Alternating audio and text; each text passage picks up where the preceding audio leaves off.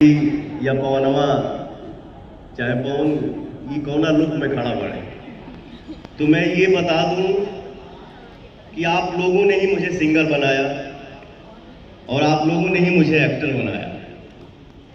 तो मेरा भी फर्ज बनता है कि जिस फिल्म में मैं एक्टिंग करूं तो उस एक्टिंग से अपने डायरेक्टर को और अपने ऑडियंस का दिल जीत सकूं, दिल में जगह बना पाऊं।